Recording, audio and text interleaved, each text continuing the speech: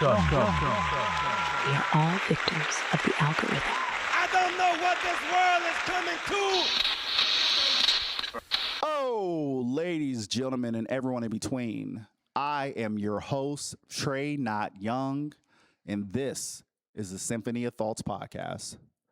This is yet another audio essay as we dive into pop culture and current events from the ADHD mind of a black man in America. I recently watched the Zaza Beetz movie, They Will Kill You, on HBO Max. This movie was a 2026 action comedy horror film that follows ex-convict who answers an ad to be a housekeeper at this mysterious New York City high-rise that has been linked to a number of disappearances over the years. This high-rise has a bunch of weird symbolism and images on the top of it, and so there's just all this mystery to this high-rise. And as I'm watching it, as my mind tends to do, by the end of the movie, I couldn't help but see the parallels between its story and the current world, or the underlining current world that we may possibly live in. So that's what we're going to do. We're going to dive into this today. And I need you all to sit back, step out of the box this world has your mind trapped in, and take this journey with me through my Symphony of Thoughts.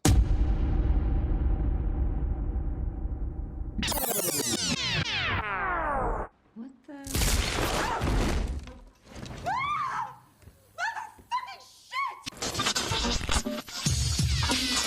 I need all of y'all to do me a favor.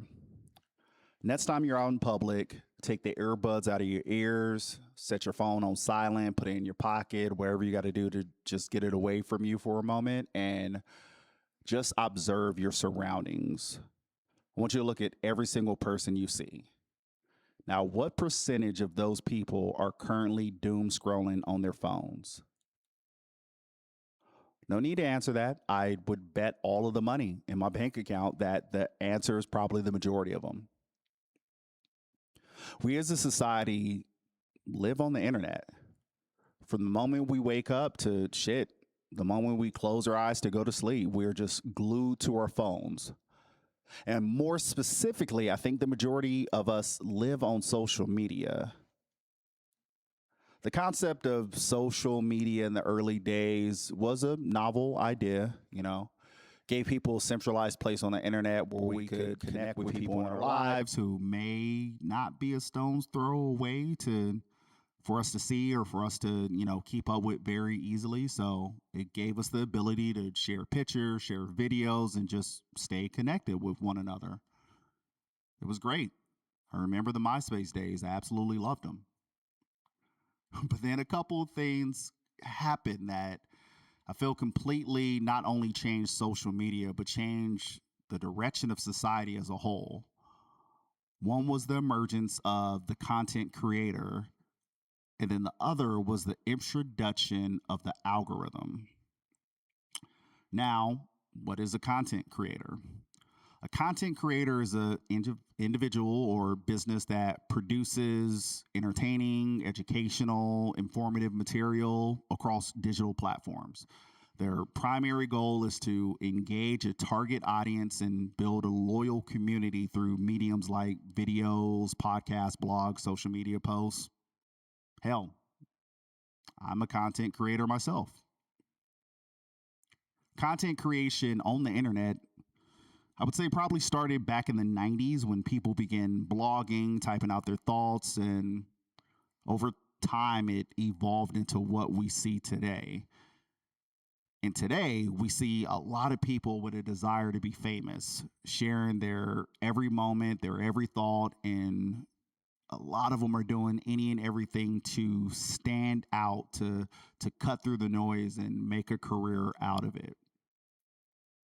Now, there's absolutely nothing wrong with people trying to find their way out of the corporate 9-to-5 grind, establish their own brand and essentially be their own boss. But something else emerged within social media and kind of grew alongside of it, which in essence redefined people's approach to the content that they were creating.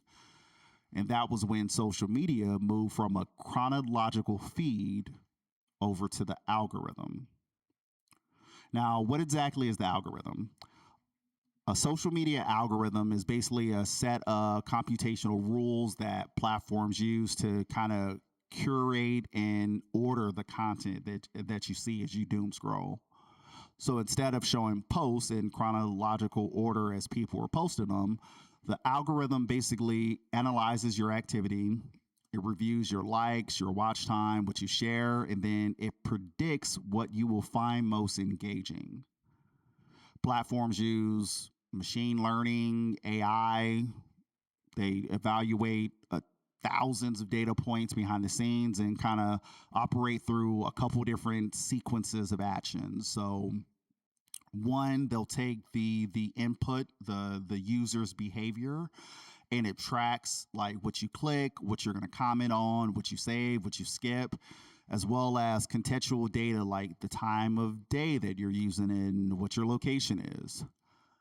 Then it does like this content evaluation where it basically uses the metadata on the back end and the audio and visual recognition to kind of map out what exactly the topic is of this content. It adds like keywords and different things like that to the metadata behind the scene. And then it creates this predictive ranking, which is basically a system that assigns a fit score and basically predicts how likely you are to engage with a specific post based on the metadata it has gathered on you of what you enjoy while you are on its platform. And actually, let me not even say what you enjoy, it tracks what you engage with. And it takes all that information and it basically personalizes your feed. And posts are ranked and displayed in your feed or your For You page based off of those predictions.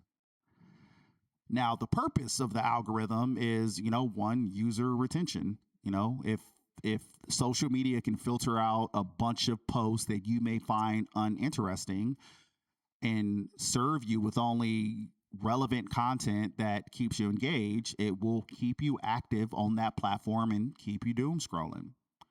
And while you're doom scrolling, it is going to present ads to you. And this ad revenue is effective because it essentially, as it's holding your attention, it's going to maximize the number of advertisements that you come across, which then is going to boost that company's profiles, especially if you click through to go to these different companies. And these companies who sell advertisements through them are also going to make a profit from it. So they want you on social media. They want you engaged on social media. They want to sell you something.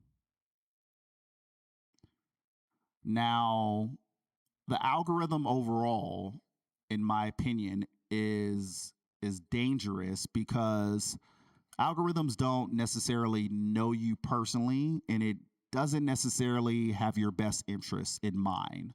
The algorithm simply recognizes patterns that are within your behavior. While this does create, a highly personalized and convenient experience, I know I, for one, am someone when I'm on TikTok, I am often on the For You page more than I'm on the following page. When I am on Twitter, I am often on the For You page and not on the followers page. But this algorithm shapes your digital reality, which in turn may alter how you actually view the real world. Often, the algorithm amplifies the extreme. Oh, you like that video of the cat being scared by its automatic feeder? Here's a similar video. But wait, hold on. That video of that trans woman being confronted after she came out of the restroom not only caused you to like the video, but you shared the video, you left a comment on the video, and someone responded and didn't agree with you. So then you argued with that person and other people in the comment section, and now it's all these comments. Man, you know what? Here's 10 more videos that are like that. Oh, snap. That post about the rise of autism being in line with the decade that the CDC started mandating vaccines in children. Who cares if it's true or not? Gets the people going. boost its visibility. Let's get these people talking. Let's get them engaging in this content and living on social media, regardless of how it impacts these people. And years of this social engineering basically makes us as a society reach a point where you could have a video like the murder of Renee Good go viral, and you could have people in America all see the same video but view it from two completely different realities based on their augmented view of the world that has been curated by their social media digital realities, what is right and what is wrong. Now, this more than likely is the result of capitalism, and capitalism being a cancer to everything it touches. And, you know, capitalism's whole focus is to maximize profits over, you know, giving a fuck about humanity. But there may be a more sinister possibility that the people on top are rather aware of the power of the algorithm and how it has this ability to generate low vibrational energy like fear and anger and guilt and grief and just ramp us all up. And maybe someone or something behind the scenes is, I don't know, harvesting that energy. Sure. Y'all been keeping up with this Haley Beck and Angela Berlocka story? Maybe it's constantly on my feed since I'm native to Arizona and, you know, the algorithm and location metadata and all that. But for those who are unaware, Haley Beck and Angela Berlocka are two high school teachers who taught at Centennial High School, which I believe is located in Peoria, Arizona. That was until August of 2025 when the teachers were put on administrative leave. And then parents were basically told that they were being investigated by the Peoria police. Now, there was a lot of confusion. Hey, what's going on? You know, these are two nice teachers in the community. But there had been some allegations that had been going on for a while. And it wasn't until December that the rest of us in the general public got to get the rest of the information as to what was actually going on. According to a nearly 200-page police report, rumors of inappropriate teacher-student relationships swirled around Centennial High School for months. It's super concerning. It makes me think there's a great likelihood there's other victims. Jessica Nicely is a child abuse prevention specialist and says only 4% of child sexual predators are women. And in this case, two women teachers acting independently of each other are accused of grooming the same student victim during the same time frame. It's highly unusual and highly alarming. 47-year-old Angela Berlocka worked in the Peoria Unified School District for 25 years before voluntarily surrendering her Arizona teaching certificates. She's accused of recording sexual videos of herself naked, saying a student's name. The videos ended up on that student victim's phone. Sickening and also not at all surprising because even though the genders are reversed, it's the same game. Last July, the victim's grandmother called authorities after seeing one of the videos, prompting the investigation. Claims of sexual misconduct involving another teacher, 27-year-old Haley Beck, surfaced shortly after. The police report states the victim's mother admitted she knew her son was having sex with a teacher named Haley Beck. But the teenage boy and his family did not want to cooperate with detectives due to concerns it would interfere with college athletic scholarships. The behavior is also severe, pervasive, and objectively offensive. The district's governing board voted to fire Beck last week. Documents show Beck referred to herself as a sugar mama and sent the student victim money, describing it felt like straight prostitution. In the police report, texts show Beck did not like being compared to Berlocka. And in a handwritten note to the student victim found during a police search at her apartment, Beck wrote, "For this relationship being extremely wrong, I feel like we have really made the most out of it." And there is truly no other student I know so wrong that I'd want to do all this with.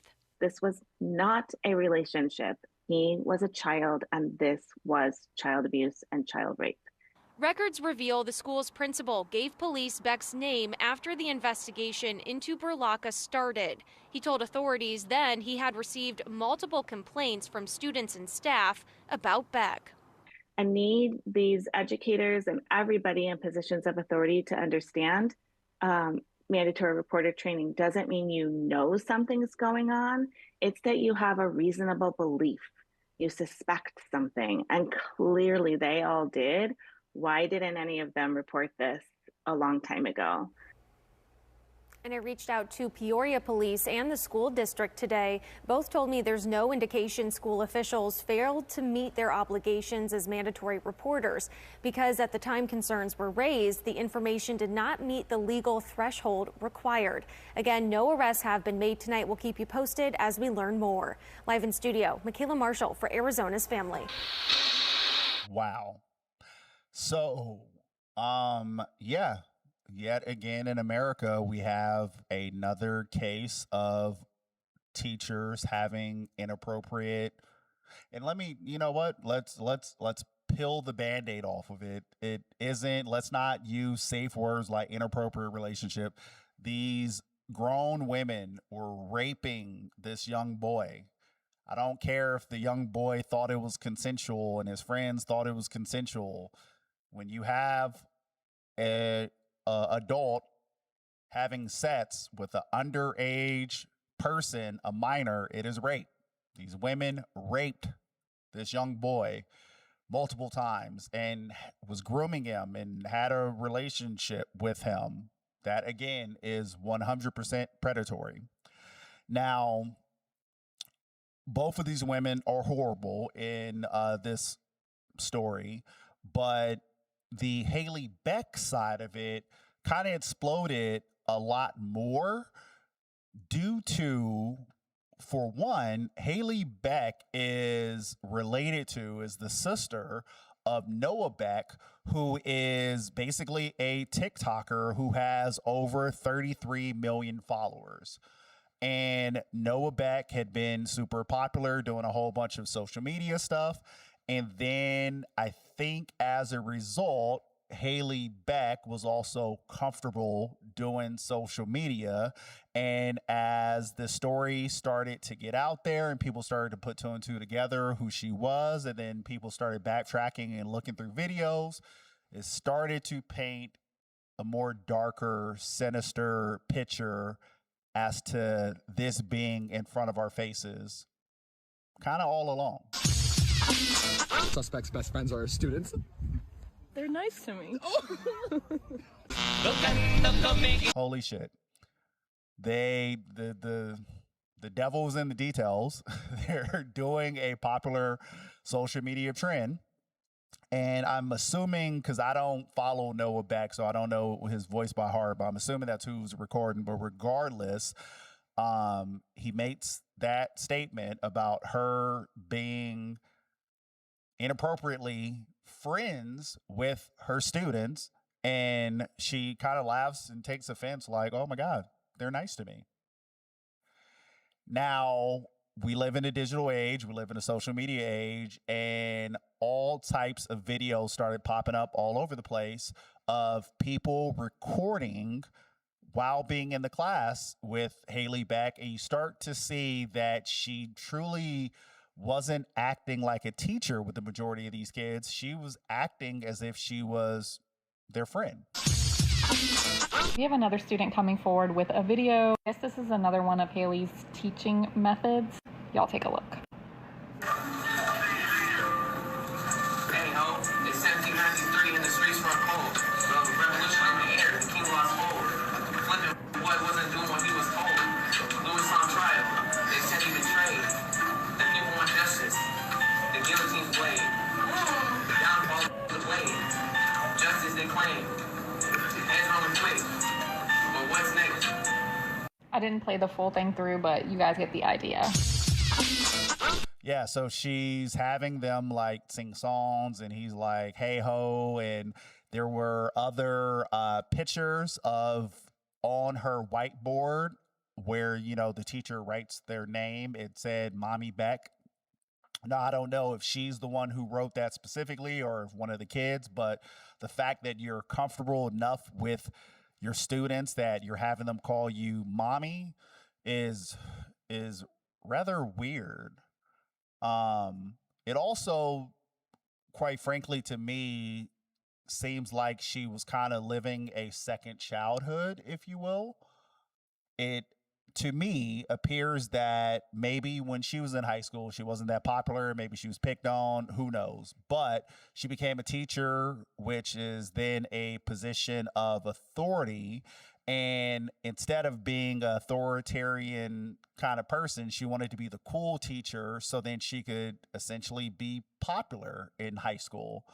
And part of the reason why I feel that way is because there are also clips of her going to fucking parties with her students. He told me, he's like, yeah, just pull up to my grad party. What's gonna be my grad party? Hey, pull up, shawty, pull up. And she's here, bro. She's fucking here. And she says partner in pong, bro. He's tripping his fucking Miss Beck is here, bro. Look at this. Oh my god. Bro, he's fucking tripping because Miss Beck's here. He's like, hey, bro, I know we don't fuck with each other, bro, but does it kill your buzz that Miss Beck's fucking here, dude? Bruh, like, what the fuck? This shit is so inappropriate. Now, I could play fucking videos all day because there's dozens upon dozens of them. All you got to do is look up Haley Beck's name on Twitter, on TikTok, on YouTube. You're going to find a whole bunch of clips of her in her classroom and just being inappropriate. But switching over to some of the information that came out from the text message exchange, because that's always one of the things that you all have to keep in mind. Our digital footprints are everywhere. And so just because you delete something on your phone, you're just removing it from your ability to be able to see it. The police, the people who own these social media companies, these data servers, that information is all still there and can be accessed and can be used in a court of law against you. Now, allegations, surfaced around Haley Beck about her inappropriate relationship with the student at the Peoria Unified School District. And the police have released a bunch of information online. There was like a fucking damn near 300-page report. I read through a ton of it. And you start to really see the relationship that she had with the student and how, again, it was inappropriate because she was raping them, but even just the way that she was interacting with this student is just rather insane and kind of hard for me, especially me as someone who I have two children, one currently in high school and another one that will be going in high school next year. And just, I can't wrap my brain around if I were to go through their phones and find these conversations with a teacher of theirs who was nearly 30. Now, Exhibit 1 was Haley was sending pictures to the student through Snapchat. And from the Peoria Police Department's case supplement report, there's this conversation that they have, and the student's name is blacked out, but I'll try to reenact, go back and forth as as both parties in here. But so it starts off with Haley saying, but then said you, and the student responds, freak. Haley says, if my shit was weak, then what's the point even? The student responds, cry me a river. Haley then goes, when are you going to come home to visit then? She says, nah, no need for me to cry. I'll just suck your dick and you can shut the fuck up about it. Now, the next series of messages between Haley and the student discuss Angela Berlocka, and this apparently occurred July 28th of 2025. So Haley says, in a group with Berlocka for our meeting, feels so wrong. Student responds to it by clicking the laugh emoji. Haley says, what was the pic you sent me over Snap? Like, what did it say? The student just responds dryly, IDK. I don't know. Haley says, I thought I saved it, but I guess I didn't, so never mind. And it's hilarious through like, and I hate to use the word hilarious because again, we're talking about rape, but it is hilarious how this kid just wasn't really fucking with her like at all. Like this nigga did not care for this woman in any capacity other than getting money and getting his dick sucked and fucking. He clearly did not like this woman, but regardless. So the next message is Haley and the students are discussing Haley's weight. And this is apparently when this student was a sophomore. And the messages also talk about Miss Berlacca, who's 50 years old. So the student says those ID pics are funny. Then Haley responds, funny, ? Why? Oh, let me guess. I was a beluga in the first few. And the student responds, bro, my sophomore year, you were 1,000,000,000% overweight. And now, in all caps. What the fuck? Like, he is just dissing this woman all throughout all these conversations. Now, moving over to Exhibit 2, Haley Beck is trying to get the student to admit that he only likes her. Now, going back to the supplement report, after he says the end now, he says, you look fire. He liked the comment of her saying that, let me guess, I look like a beluga. And he says, man, ain't that right? Then Haley responds, yeah, but you still fuck me then, like as a person. And the student responds negative. You was a cool teacher. Haley says, is my one this year good then? The student responds, and my current teacher. They must have been texting, I'm assuming at the same exact time, because some of these are like, they're kind of responding out of order. But anyway, Haley says, or better at least, you're telling me you wouldn't have tried me back then solely because of the teacher aspect? The student responds, no, not at all, because it would have been like, ew, she's not even a flats. She's rough. Haley says, right, I was just cool. He likes that comment. And then Haley says, all right, be nice. So the student says, you ass, same way I think about Miss B. So apparently he is not attracted to her either. Now the conversation continues. He says, if she was a little more fit, I would have died in the pussy. Haley responds, bro, she's also 50 though. The student says, but she's too damn big for me right now. ? Age is just a number, baby. She's starving for that young dick. Starving in all caps, by the way. Haley says, I mean, yeah, I guess even though our situation is still not right, at least we are closer in age. Bitch, you are still like over a decade older than him. Haley continues and says, I don't like being compared to Miss B. Now the student responds, nah, 100%, a tad more normalized. Like if I'm 25 and you're 33, who cares? But if I'm 25 and she's 55, holy gilf. Now he says, luckily I haven't cracked her. So then he responds again and says, yet. So Haley says, right, this sounds way more normal. Like a older woman, you go sick. She then says, I can't even look at her without thinking of her literal vagina. The student responds, 1, 2, 1, 2, a whole bunch of 1, 2s. I don't know what that means. And then he says, right. Now, the next message is the student refers to Haley as his lifelong side piece. And apparently this occurred July 29th of 2025. Haley says, I'm glad you still refer to me as Sugar Mama. I thought my services were being retired. The student responds, yep, lifelong side piece. Haley says, lifelong 12. I don't know what the fuck 12 is. I know 12 is like we call the police 12, but in this conversation, I don't get 12 anyway. She says, I'm going to get sick of side piece eventually. I'll need an upgraded title. Then I'm assuming he didn't respond. And then later on, she says, 8 hours of meetings today. I'm actually going to kill myself. The student responds, well, that's not my decision. Haley responds, what do you mean?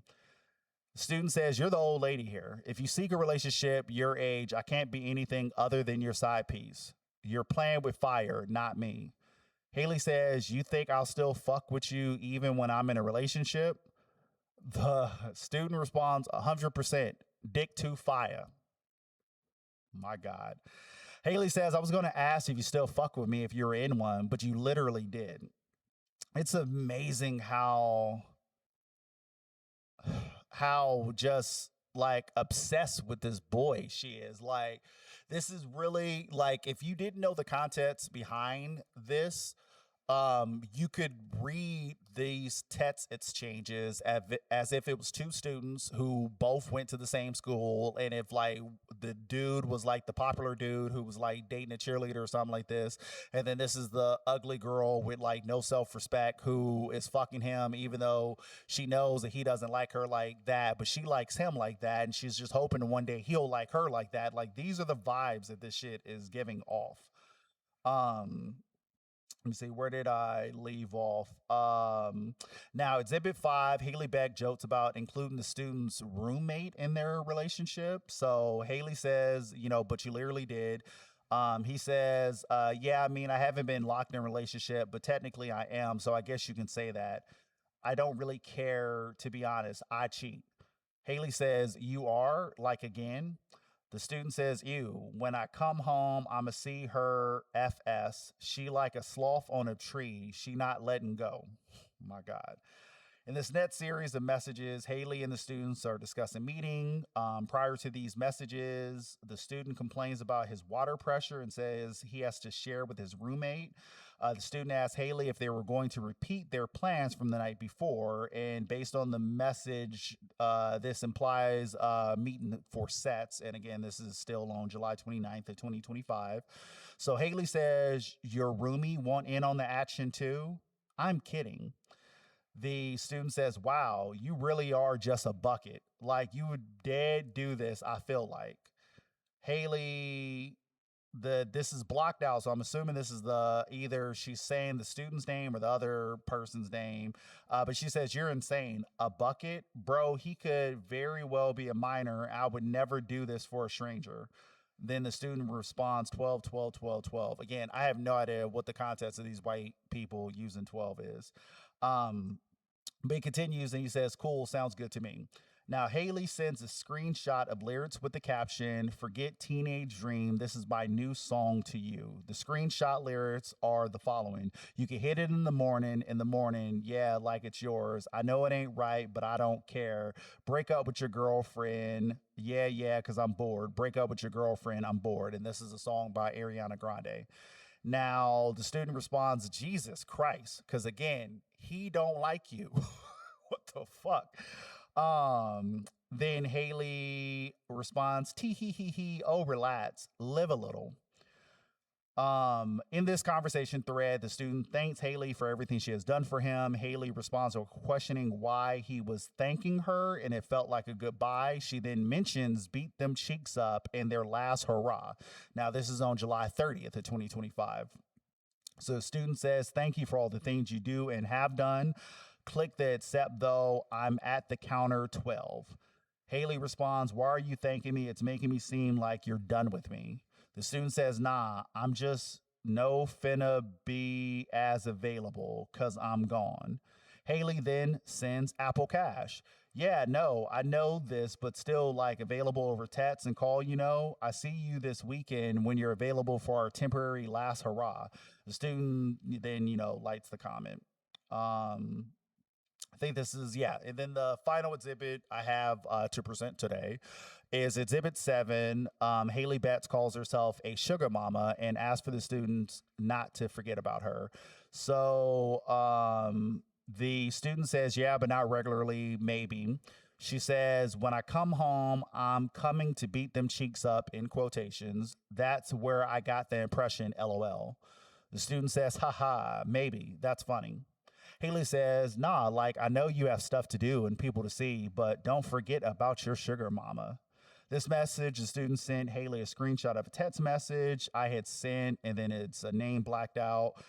During this time, student was actively avoiding, or whoever this person, the name that is blocked out was actively avoiding police. And the following is what it says, what I sent. And again, blanked out, redacted, or maybe I should use redacted. We live in the redacted states of America.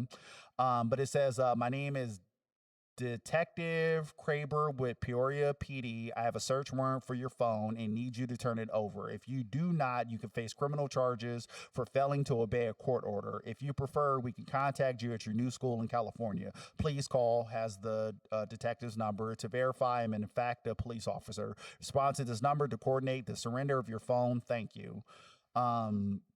After seeing the amount of Apple Cash receipts I added each time requested and Haley sent money, the following are the dates, times, and amounts along with significant notes surrounding the transaction. So it'd be like $25 here, $50 there, so on and so forth. But again, as you read through the text messages, you could see that, again, like I said, this was a situation, and from what I understand, this student was a star football player. So I do think this is a case of Haley being someone who was not popular in high school, didn't get attention. She clearly has some type of mental health issues, self-esteem issues, something. And she was excited to be essentially sucking, fucking, and paying the popular football player at this school. And some of the concerns, because again, going back to what they said that news report earlier, is that several students and people had mentioned about her having an inappropriate relationship or some being weird, and people were kind of raising the red flag to be like, hey, somebody needs to look into this, figure out what the hell is going on. And the school essentially did nothing, and the school basically says that, oh, they didn't have enough evidence to take it to the police, and that's why they didn't take it to the police. One of the other conversations or opinions that some people have is that this student was the star football player for this high school, and quite frankly, as we know, prized student athletes get favorable attention. So we may have a situation where a teacher was fucking a star football player. The school may have been hearing rumblings, but they didn't want to investigate it because they didn't want to suspend that student because they wanted to continue to have their football season play out the way that they wanted it to play out. Maybe if this student wasn't a popular student athlete, maybe they would have looked into it. Maybe they would have did a little bit more digging. But, when you have a school with a program that you're making money off of, you turn a blind eye to stuff. You hear it all the time about some of these high school students and college students that, they're having a hard time with tests and homework and stuff, and teachers will submit grades late so that the student isn't redshirted for a game, or they may give them a tutor, they may give them additional time. There's a lot of shit that happens at these schools where they allow some of these massive athletes to be able to get away with stuff. And it's just, again, America kind of turning a blind eye to what is going on, and especially when it's something that they could capitalize on. Now, I say all that to say this with the Haley Beck, Angela Berlocka story. And like I said, it, strikes close to home since it's also here in Arizona. But it's just weird because from the Epstein files, came out and we started finding out all this information about all this fucking child rape that was going on. And this was after fucking a decade of MAGA calling, all the Democrats pedophiles, and how there's these secret cabals of kids being raped. And I talked all about it on the podcast episode, The Human Show. But you had this outcry from the America right to release this information about these sex trafficking rings, only for some of the Epstein files to come out to be heavily redacted, and for Donald Trump to be heavily implicated with a bunch of this stuff. And then everyone went fucking silent. And then the Epstein files came out, and it was they passed that whole law where they had, You guys have until next Friday to release these files. And last I checked, that was like over 150 days ago, and the files still have not been released, and no one's been arrested, and no one is talking about it anymore. We literally have found the largest fucking pedophile ring in modern human history, and the files are heavily redacted, and we only got 5% of the information, and people in this society, we have just moved on to the next one. And then again, like I said, every time every week I seem to, hop online, I keep seeing all these stories about these teachers fucking students. And then on top of that, you have a bunch of these high profile athletes who are sexual predators, who are aligned with MAGA, who are walking around freely, because it seems like all you have to do nowadays is say that you believe in Jesus Christ, and people forget about all the heinous shit that you did to get here. And one of those people that they're starting to normalize and bring back into society, which I just for the life of me can't understand, is Conor McGregor. Jimmy Fallon letting Conor McGregor come on his talk show is quite literally what I meant when I said they're normalizing rape and they're doing it right in front of your faces while simultaneously shaming women for reading and writing dark romance. Okay, don't forget that he raped a woman so hard she had to have her tampon surgically removed. And before anything else, these men protect each other. I want to make that very clear. There's a reason why 1 in 3 women have been assaulted, but nobody knows who's doing it. Nobody has friends who's doing it. There's a reason. And the reason I bring dark romance up is because when we use healthy ways to cope with the trauma that we've been given by men, they automatically turn around those same men, and now we just wanted it. Man, kudos to her. She is not lying. It's just insane. And I guess I'll say that I'm curious, or actually, let's say this. I bet the normalizing of pedophilia and rape in America is generating a shit ton of low vibrational energy. Once again, like fear, anger, guilt, and grief for the victims' families, and for those of us with a conscience who is watching this helplessly. And so we have to ask ourselves, why is this being normalized? Have y'all heard of this guy, Chud the Builder? If not, congrats on not having this piece of shit graze your algorithm over the past year or so. Chud the Builder. He's an American live streamer. He's known for his confrontational in real life streams that he does based out of Tennessee. Essentially, his whole gimmick is using racial slurs and harassing black people as he walks down the street. And he does all of this in the name of free speech, but not the freedom of speech, in the name of the First Amendment, which is the fundamental right to articulate opinions, ideas, and beliefs without the government retaliating, censoring you, or punishing you. No, I'm talking about the freedom of speech that he likes is the freedom of speech that white supremacists tend to like, which is the free speech that means that they're allowed to go around and say racial slurs without any type of consequences. That's the type that he likes.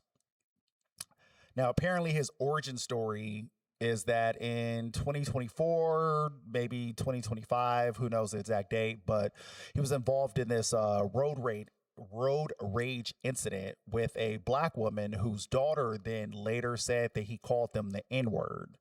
Now, the story apparently got a whole lot of local press, which led to him losing his job at a construction company.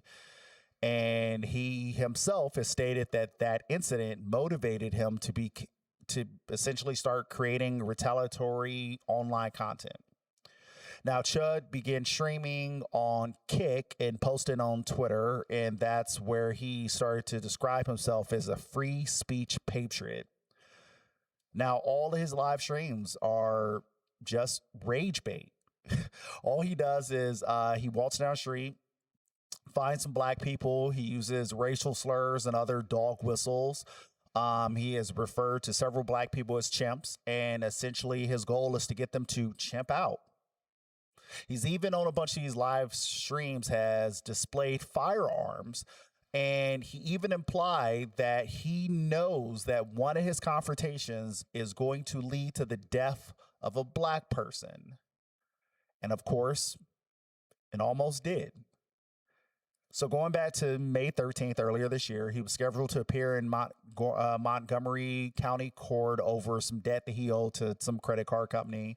And when he went outside the courtroom, he got into it with this black man identified as Joshua Fotts. Now, we don't have a lot of the details, and that's what this trial will hopefully end up giving us more information on. But during the confrontation, Chud allegedly drew a handgun from his jacket pocket and fired multiple shots at Fotts.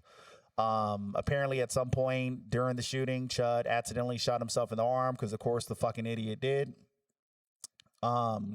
Police responded to the scene, and Chud was arrested and charged with attempted murder, employing a firearm during a dangerous felony, aggravated assault, as well as reckless endangerment with a deadly weapon. And his bail was set to, I think it was 1.25 million or something like that. But essentially, following the shooting, Chud live streamed himself speaking with first responders, which, of course, he claimed that he was assaulted by Fotts and he was just acting in self-defense. So this goes viral. It's all over the place. We're all starting to see it. And, of course, he did what any other racist white person does after they're caught in a situation. And he went to, well, I guess not GoFundMe. He went to Give, Send, Go, which is I think a right-wing fundraiser, because GoFundMe, would withhold funds if there was some type of racial undertone to it. So a bunch of these white supremacists started switching over to Give, Send, Go. And after the shooting, he raised $150,000 within 48 hours, because that's all you have to do in America is be racist towards black people, have black people and other people with basic human decency get upset, and then you set up a Fund Me campaign, and white supremacists will come out of their pockets to support you. Apparently, he also had a meme coin, which the value of it increased significantly after the shooting, because, of course, it did. White supremacists love to spend money on white violence. And the commentary surrounding the incident focused on Tennessee's stand your ground laws, with some of the supporters saying that, hey, his actions were legally justified. The chimp was chimping out. Why can't he just, start shooting recklessly out in public? Now, the sheriff's department has criticized local Tennessee people as not acting on prior concerns with Chud, because, again, this had been going on for a year of him live streaming himself, just walking around, agitating people, trying to get someone to react so then he could escalate it further and commit acts of violence. And again, as I stated a minute ago, he said that he knew that what he was going to do was eventually going to lead to the death of a black person, which is ultimately what he was looking for.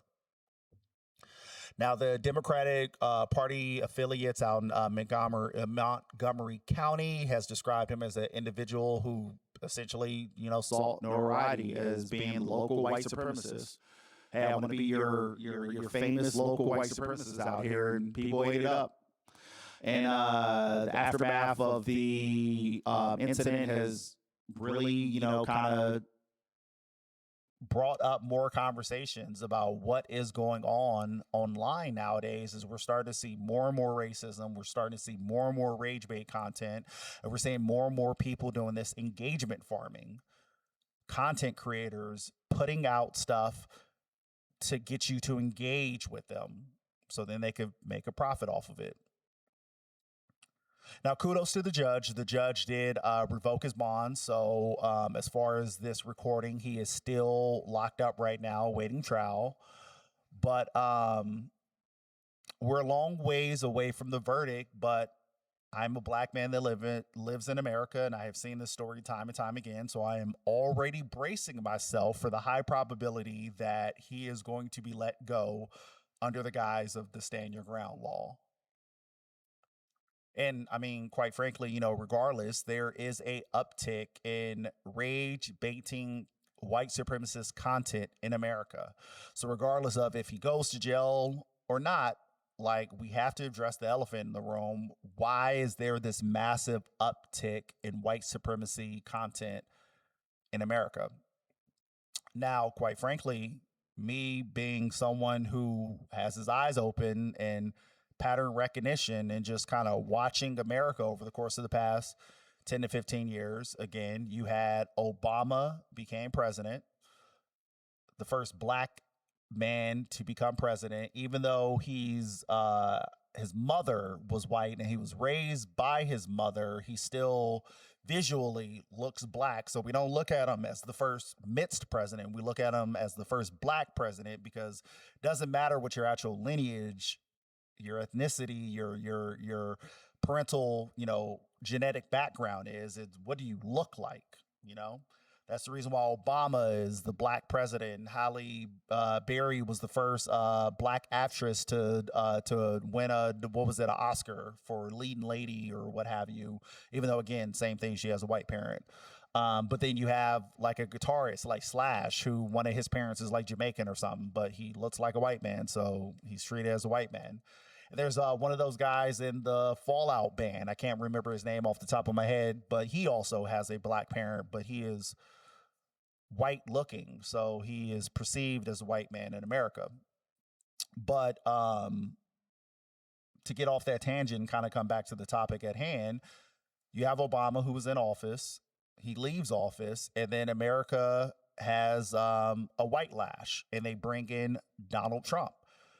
And they bring in Donald Trump, who doesn't have a political background, has had several documented cases of bankruptcy. He has not ever proven himself to be successful at anything other than being successful at being famous and essentially being a content creator. And they brought him into presidency because he was brash and unapologetically white. He spoke his mind, and all the quiet stuff that the white supremacists would say behind closed doors, he said it out in public, and it made them proud to go out there and say it in public. And so then from the rise of the MAGA in the first Donald Trump presidency, you start to see a whole lot more white supremacy coming to the forefront. And then Trump loses in the follow-up election, and it's like, oh, okay, cool. We got over that. Let's kind of try to rebuild America. But again, the algorithm lives and breathes, and a bunch of that white supremacy content that was starting to become normalized during his first presidency continue to reign on during Joe Biden's reign. Only for then, around that time, Elon famously had tweeted out to like the World Health Organization, hey, how much money would it cost to end the world hunger? And they told him something like, $6 billion or something like that. And Elon said, oh, word. And then crickets. And then Elon proceeded to take $44 billion, if I'm not mistaken, to then buy Twitter. Now, those of us who had been on Twitter for a while remember the Jack Dorsey days, where Jack Dorsey had banned hate speech on Twitter, and he got rid of a bunch of white supremacists like Andrew Tate and just a bunch of people who had these Nazi ideologies and who were literally just on Twitter just spewing hate speech. He got rid of a bunch of these accounts, and including Donald Trump's, because Donald Trump's Twitter was also rage baiting and engagement farming white supremacists to get people riled up and get people angry. And Jack Dorsey got rid of all of that. And Elon decided not to spend money on solving world hunger, but decided to take damn near 10 times the amount of that to then buy Twitter and then proceed to bring all the white supremacists back. He's proceeded to allow all these slurs, all these racial slurs to come back onto said platform, and then also at the same time limited visibility on posts that uses words like cis. So like, you can say nigger all day, every day on Twitter, but you better not refer to someone as a cis male or cis woman. You will get shut down for that shit. And then he also created this verified program where for the low price of $8 a month, you become verified, which essentially will help your algorithmic boosts. It kind of gets you out there more, provides you with better engagement, and also gives you a chance to become monetized. And so as a result of all of that, people are now highly incentivized to go on Twitter and to spew hateful rhetoric that then causes people to engage with them. And you can collect a profit on the back end from that hateful engagement. And once again, I bet the normalizing of hate speech and racism in America is generating a shit ton of low vibrational energy like fear, anger, guilt, and grief. So once again, why is that being normalized? A couple of high-profile court cases ended around the same time, which was weird to me considering how the incidents that were being discussed during the trial kind of happened at least like 2 years apart from one another.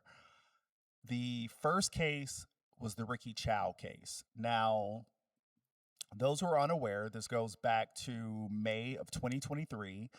A Columbia convenience store owner by the name of Ricky Chow was charged with murder in the shooting death of a 14-year-old boy.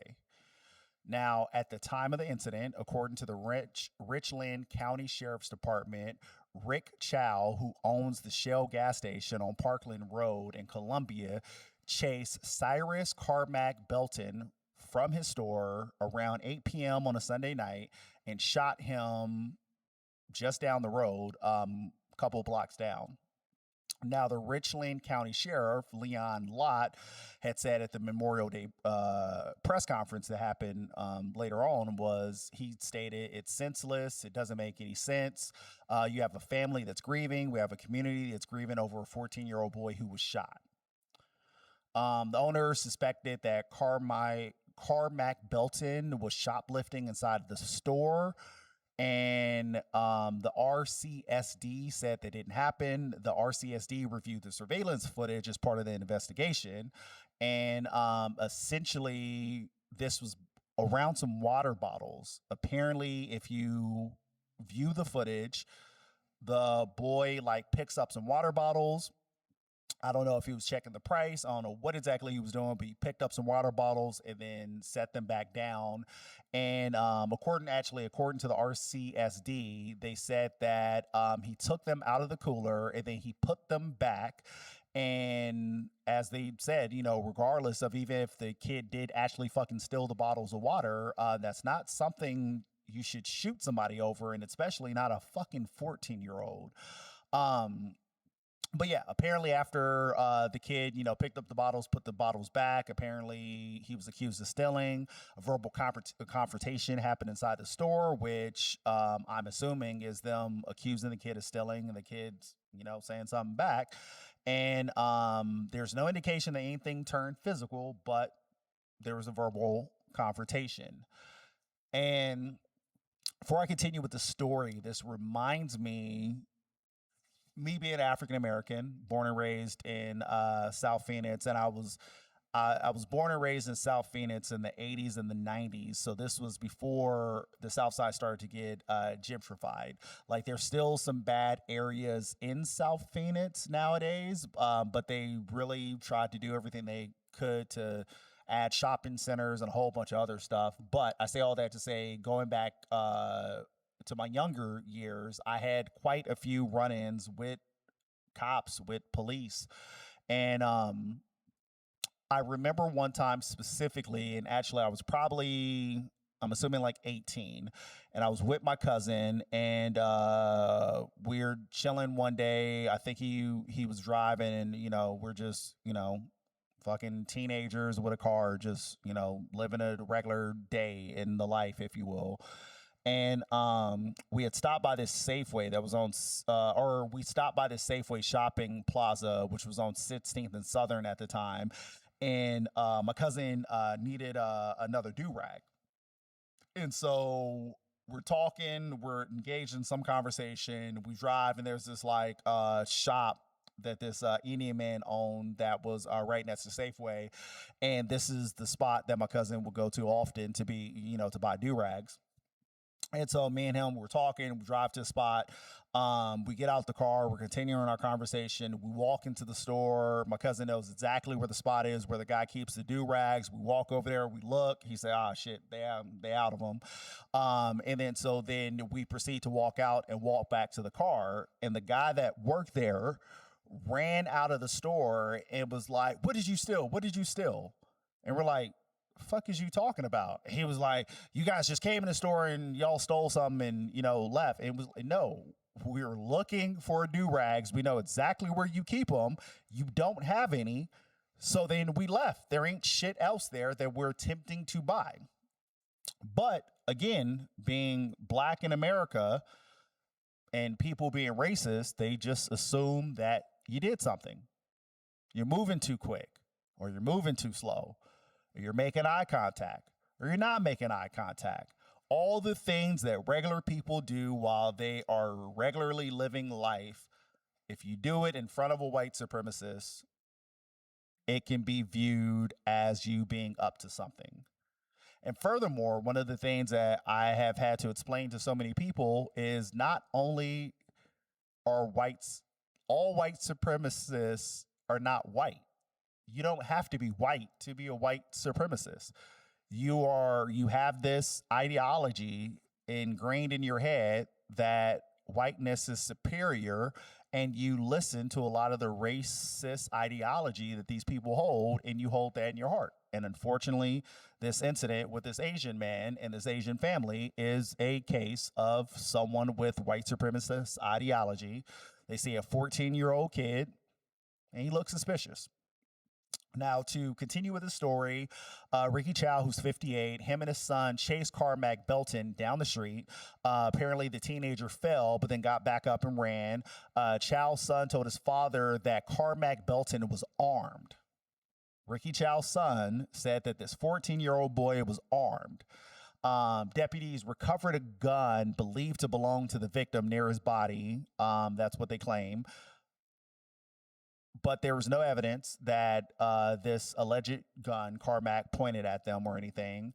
And essentially, while this 14-year-old boy was running, he got shot in his back. One gunshot to the lower part of his back killed him. And yeah, Ricky Chow ends up getting arrested, and then a trial pursues from there. Now, this incident, as I said, happened May of 2023. And then fast forward to June of this year. So earlier this month, the verdict in the case came out, and Ricky Chow was found not guilty of the murder of this 14-year-old boy. Now, prosecutors argued that Chow unlawfully chased and shot the teen after a confrontation outside the store.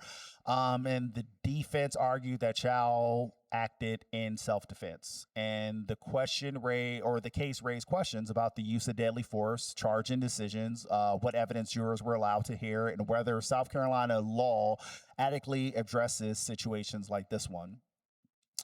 So viewers continue to ask about evidence that the jury did not hear, including whether evidence of previous confrontations could have changed the way jurors evaluated the case.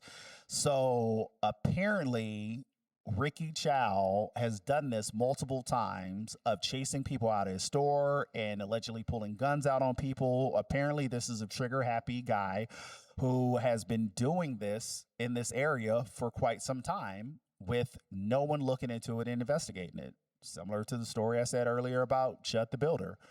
It's as if they were being allowed to act a way in a certain neighborhood, which then unfortunately led to, in this case, a young black boy getting killed.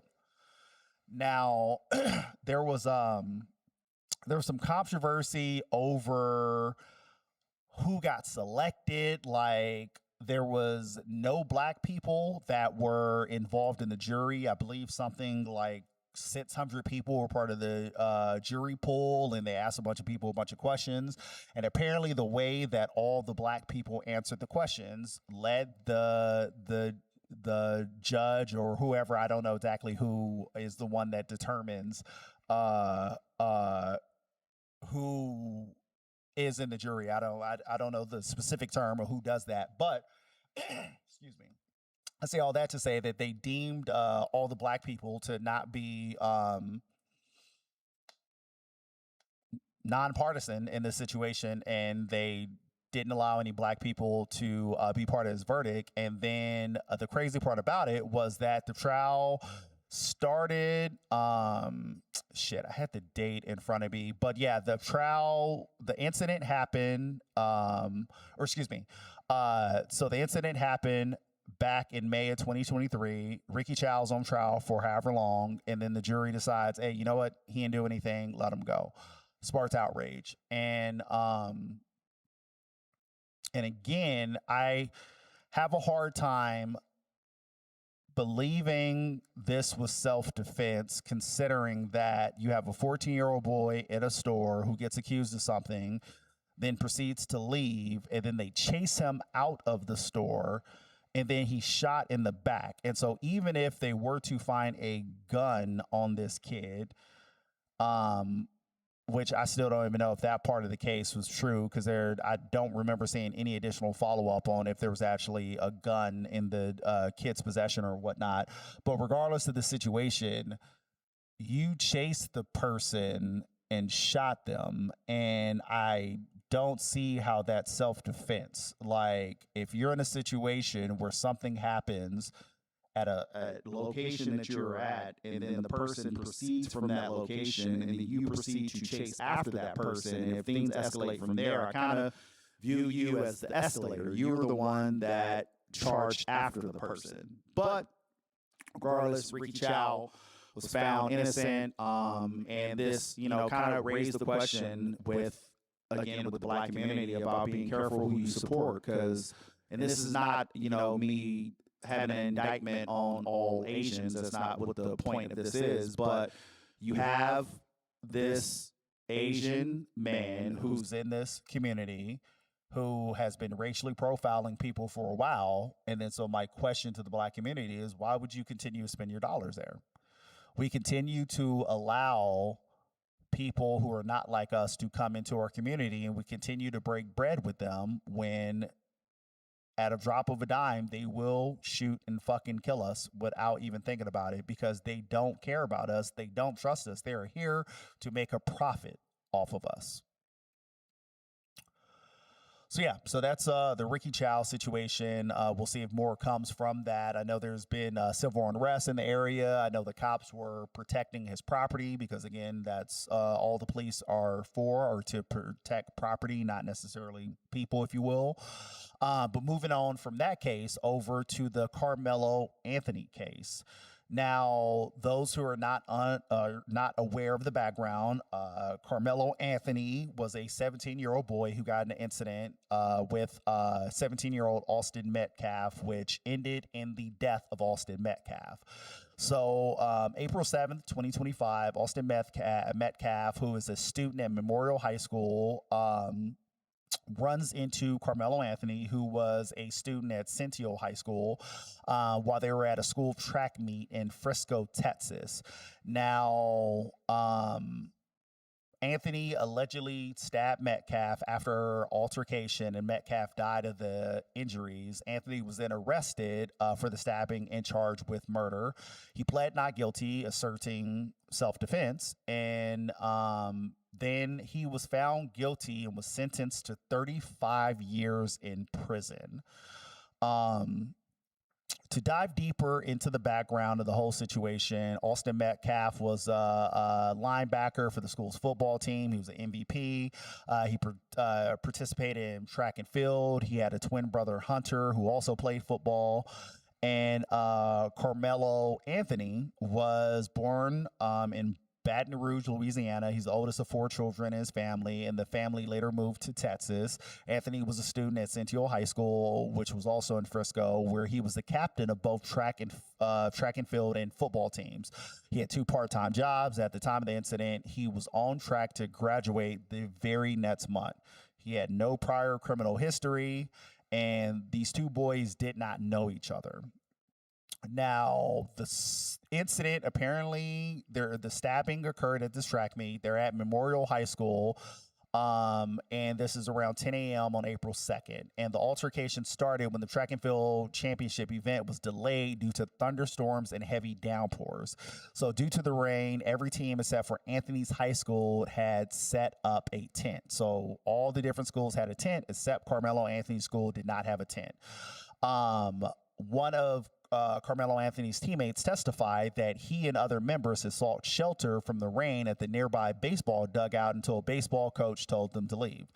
So Carmelo Anthony, I don't know if the other kids with him are black, but, they're hanging out in the dugout to get away from the rain. Baseball coach says, hey, y'all got to get the fuck out of here. So then they leave and they head over. And apparently Carmelo Anthony was called over to the Memorial High School tent by one of the students, Eddie Pereira. Pereira and Anthony had a friendly altercation for about 5 minutes. They, were chilling. And then apparently Hunter Metcalf, who's Austin's twin brother, approached Anthony and asked him to leave the tent. Austin then confronted Anthony, and during the argument ensued, Anthony allegedly said, "Touch me and see what happens," while reaching his hand into his backpack. According to witnesses, Metcalf responded, "You don't have anything in that backpack, it's Frisco," before allegedly grabbing Anthony to move him. One witness quoted Metcalf as telling Anthony, "I'm not going to fight you at the track meet." Another witness in the Frisco police arrest report stated Austin and Anthony went back and forth, and then Austin stood up and pushed Anthony to get him out of the tent. In response, Anthony pulled out a black knife from the backpack and stabbed Metcalf once in the chest before running away. After being stabbed, Metcalf ran down the bleachers, grabbing his chest and telling those around him to get help. When police arrived, he was not conscious or breathing. The athletic trainers performed CPR, but Austin was pronounced dead minutes after arriving to the hospital. According to the arresting officer, when told to keep his hands in the air, Anthony said, "I was protecting myself." The affidavit states that he was emotional, crying hysterically after he was arrested. The officer then communicated to others they had the alleged suspect in custody, to which Anthony allegedly responded, "I'm not alleged, I did it," which also seems a little...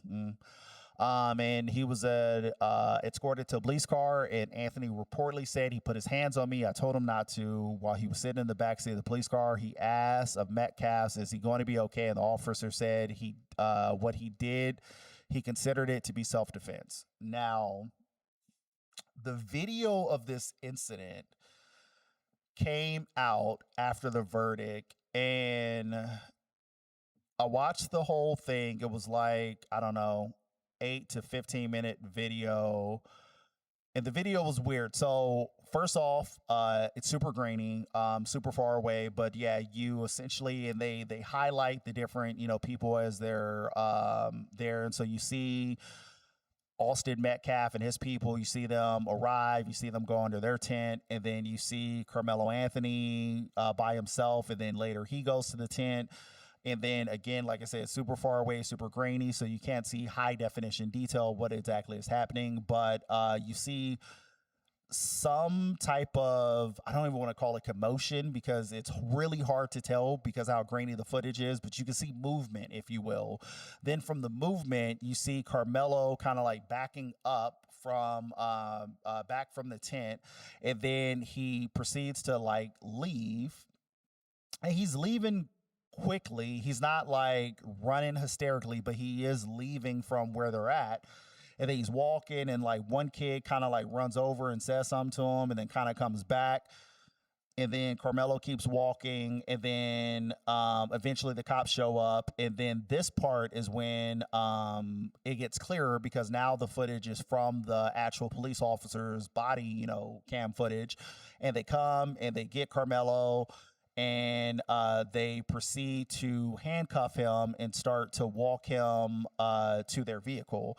And and Carmelo is not angry. He's not like hyped up or anything like that. He comes off to me as a scared black 17-year-old. And he does say to the cop that he put his hands on me. I told him not to.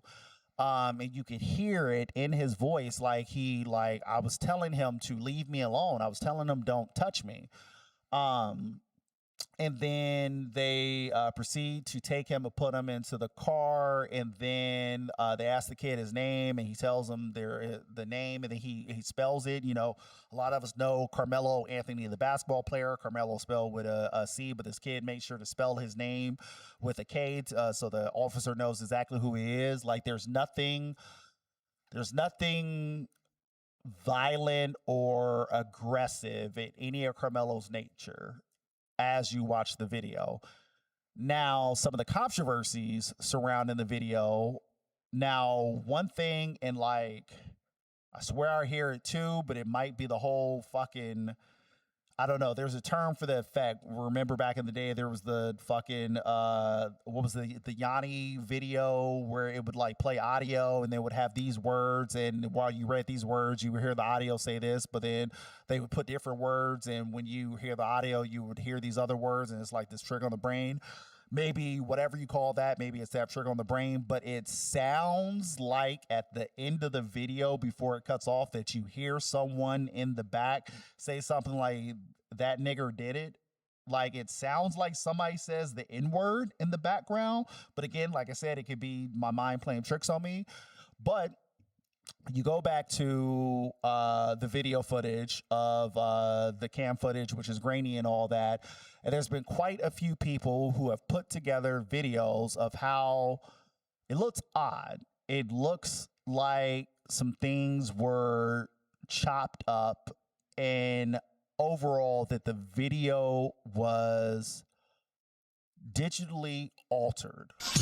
I figured out how they altered it when they digitally restored this video. In the original footage, I'm certain that you could see what was happening under the tent. You see, I noticed in the full video, there's an establishing shot where everything can be seen. And I zoomed in and I noticed the tent looked different than it does in a minute. Not only does this look clear as day to me, suddenly we get a cut in the video where it shows us the entrance of all the Metcalf twins. And when the shot goes back to the tent, you'll see that the tent looks slightly different. Here's a little known fact about me, but my dad had his own tent and awning business for like 30 years. I've been around tent and awnings my entire life, and this right here didn't make sense to me. Not only are the physics of how this tent is set up in this video are completely wrong, you will notice before they digitally enhanced it, they left a couple of frames of the original. Notice how there's like no yellow tent underneath the logo. Up here, we get quite a little bit of yellow space. So I went back and I compared the tent and I realized it was crumpled up the entire time of the video. You see, this part is supposed to go all the way and cover up all of these like bones, as I'm gonna call them. That's not really something that can be fixed after it's put up. Once the part underneath is expanded, then it's pulled tight. You have to make sure that all of this is covered beforehand.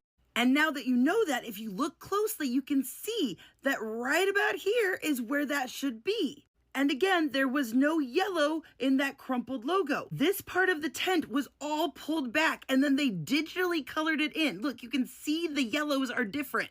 Look, you can even see that the colors are different. This black is from a tool that darkens something, because you'll notice it's not the same color as the black right here. That's because they extended the canopy so that it covered up more. You have to think about it this way. See how we're seeing the logo almost straight on? And right here, you can see the middle stabilizing pole. Now, everything on the bleachers is going up slightly at an angle, meaning if this is where the other pole is supposed to be, it would not be straight back like this. It would be at an angle probably closer to here. Because for the side of that canopy to be completely up and down like that, it would mean that the pole that we can't see on the far side would have to be on a different bleacher from these poles. And you'll notice the trim is square shaped, it's box shaped. So none of that would be seen. It would maybe be a very thin line here, but it would go back this way. And now that I've discovered that it has 6 stabilizing poles, you'll see them right here in the middle and right here in the middle. And if you watch the video closely, you will see that here and here, there's going to be like a flap that happens, which had to have been somebody either being thrown, pushed, or hitting one of those stabilizing poles. See right there? And over there. So not only does that mean they digitally covered up what actually happened under this tent, but up here is actually digitally altered too, which now that I say that, I can actually see the coloring difference. Because if this canvas wasn't pulled down tight, then that means there would be slack in between these poles. Like, sorry, it's actually not really hard to see the parts that they added, because look at that color yellow, look at that color yellow. Like, what? No, right? Right? My guess is that the pole actually went about right here, because that's where it seems like the steps and the benches connect. There's a distinctly noticeable, like, the color is off here. Like, literally, as I'm making this video, I'm actually noticing how sloppy of an editing job this is. Look, right here, I can see it now. That is where the edge of the tent was, which makes sense from where I say that I think the pole most likely is. Like, all of this has been digitally altered. This definitely has been digitally altered. And so the video we should be asking for is the one that is not digitally altered. The original video. Now, again, I don't know shit about shit, but to me, everything about the case struck me as self-defense. Everything from what I see, and again, I wasn't in the jury room. I didn't get to see every single piece. I didn't get to see how the prosecutors, presented it. I didn't see how the defense lawyers defended it. I didn't see none of that. But just from the information I have gathered, it seems like it was a self-defense situation. Now, what was interesting to me was how quickly the trial happened. So again, this incident happened on April 2nd of 2025.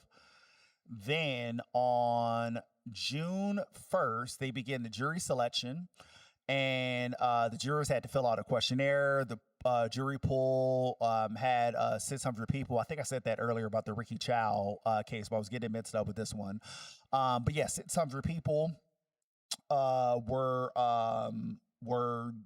interviewed, if you will, and there was concerns because there was 3 black female jurors that got released from the pool based off of the defense raised a Bastin challenge.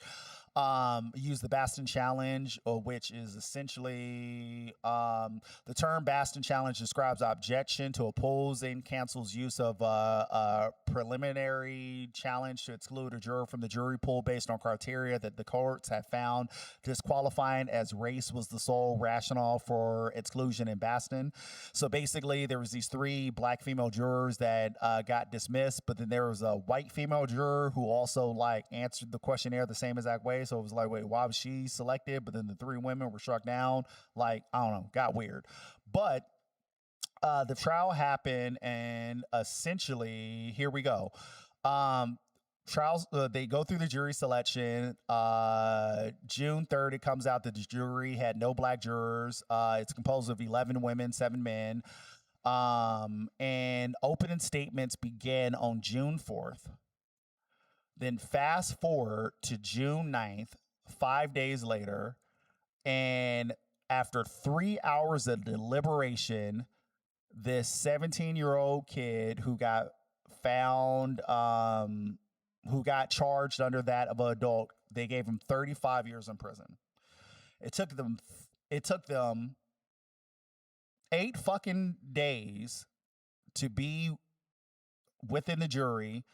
It took them 3 hours to deliberate, and they gave this kid 35 years in prison. And again, like I said, so that was on June 9th that came out. And I thought it was very interesting because literally 4 days later, the Ricky Chow verdict came out, and that Ricky Chow situation happened 3 years ago. So Ricky Chow shoots a 14-year-old in his back. It takes 3 years for them to find him not guilty. Then Carmelo Anthony and Austin Metcalf get in a situation, and within 6 weeks, The trial starts. The trial only lasts 8 days, and within 3 hours, they find him guilty and give him 35 years in prison. That's telling to me that 5 days apart, you have Ricky Chow get away with murder under the guise of self-defense against this dangerous black kid. And then, like I said, for then 5 days later, a black kid who said that he was defending himself in self-defense, who was in a situation surrounded by a bunch of people he didn't know, that someone was physically putting their hands on him and he was telling them to stop. And then he protected himself. He got found guilty within 3 hours. Now, from there, apparently there may be another trial. Some more stuff has came out. There's been some more questions. Some more evidence has come out. The other thing that fucking came out was after the verdict, Austin Metcalf's dad did this, I don't know if it's a live stream interview on it, what you want to call it, but he uses some racial dog whistles referring to Carmelo Anthony as the watermelon felon. Life is not easy. God doesn't say that. God says there's going to be trials and tribulations. God says there's going to be people out there who will deceive you. People out there, I mean, if we want to go back Old Testament, eye for an eye, Sodom and Gomorrah, turn to stone, man lays with a man, you die. I mean, this is all your personal choices. It's none of my business. I stay in my lane. Just don't come in my lane with your. I respect everyone until they disrespect me.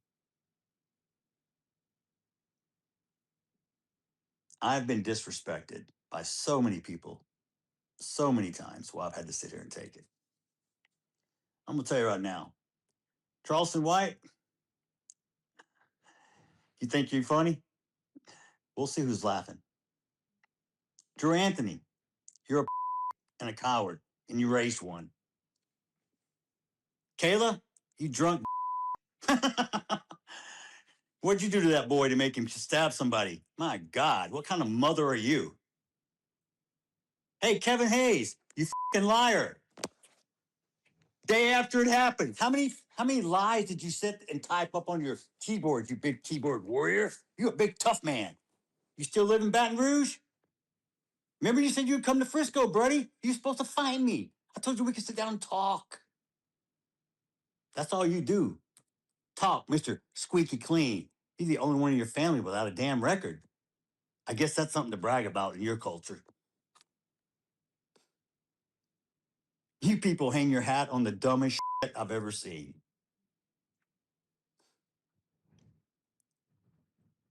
Let me make one up. Y'all can make let me make something racist up so y'all can go viral. I got a new name for Mello, okay? Because he was such this little boy y'all were trying to portray. How about watermelon felon? How's that one strike you?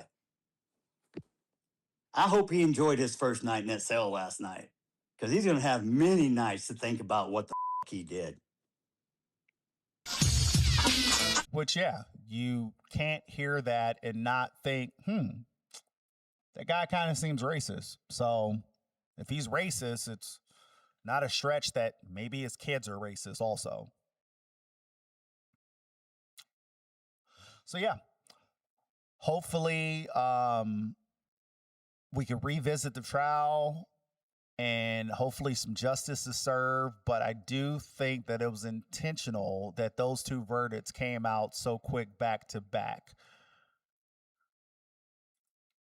And then to kind of keep this weirdness of going, so you have Ricky Chow, June 5th is found innocent. Yeah, June 5th, he's found innocent. Then June 9th, Carmelo Anthony is found guilty. Both of them pled, self-defense in their situations. And then June 15th, you have a 1-year-old child that was shot and killed by a cop in a car after a reported shoplifting happened in Walmart in Mississippi. For those who have not heard the story, apparently in Santanova, Mississippi, 2 adults were accused of fleeing a Walmart after stealing some diapers, and the officers allegedly attempted to stop the vehicle, but the driver drove in the direction of the officers, almost striking one. And then the officer discharged their weapon as the vehicle fled the scene. The individuals in the vehicle went to the local hospital where the child was pronounced dead. And one of the adults also had critical injuries. We have not gotten further details at this time, but the police department and the Tate County Sheriff's Office, who were involved in the shooting incident, are saying that they're working with the Mississippi Bureau of Investigation and that they will look into the officer who discharged a weapon, how many times they fired the weapon, and what have you. And as we should not be surprised, the cop was put on administrative leave because, you know, when you shoot and kill someone, let's give you a paid vacation so you could decompress from all this stress, so we can have time to get our stories together. And we will see what happens from this. We'll see if that cop gets found guilty or what have you. But like, again, this kind of goes back to the Ricky Chow situation. Carmack, even if he did steal 4 bottles of water, he did not deserve to get shot and killed. And even if these people stole some diapers, that car did not need to be shot in, and that child didn't need to get shot and killed. And they say that, you know, the car was going towards the officer, and it reminds me of Renee Good again. Renee Good was in that situation when all those protests were happening in Minnesota with ICE, and she was parked a certain way in the street, and then they were telling her to leave the scene, and she was attempting to leave the scene, but you could see like she was letting some other cars pass. And then the cop started to get, you know, more aggressive with her. And then a cop proceeded, as she started to try to drive away, a cop proceeded to get in the way of the car to then get bumped and then shoot into the car and kill the woman. And the people who, again, we live in different Americas and our algorithms are feeding us different stuff. The people on the right saw that footage and was like, oh, look, she was driving her car at the officer. She could have killed him. That's the reason why he had the right to shoot her in the face and fucking kill her. And we'll see if footage of this comes out, but that would be my question. Let's say that the car did proceed to, you know, flee the scene and almost hit the officer. I would be very curious of, are we talking about a officer was standing in a certain position and the car proceeded to take off and the person started to proceed to drive their car towards the officer for the officer to then start shooting, and then the person in the car to narrowly miss the officer or turn the wheel to get away from the officer? Or are we talking about a situation where a car proceeded to drive off and a cop proceeded to get in the way of the car to then turn that into a situation of, look, they're being aggressive towards me, let me shoot and kill someone? We shall see. We shall see what more comes of this. But I found it very interesting this month that we had those 3 incidences back to back to back over the course of a couple of weeks, all come, and then we have the collective outrage and the collective debates and arguments on social media about what is self-defense and what ain't self-defense, if people deserve to die over bottles of water and diapers. And I don't know. I bet that normalizing the murdering of black people under the guise of self-defense while giving murder charges to a black person who also engaged in self-defense, I don't know. I would imagine it's generating a shit ton of low vibrational energy like fear, anger, guilt, and grief. So again, I ask, why is this being normalized?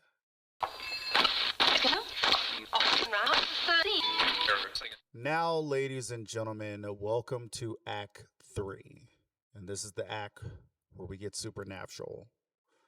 This is the act where we ask questions and we peel the layers back to try to understand the madness of what is going on and propose some theories. Now, I will be the first to say, I don't know shit about shit.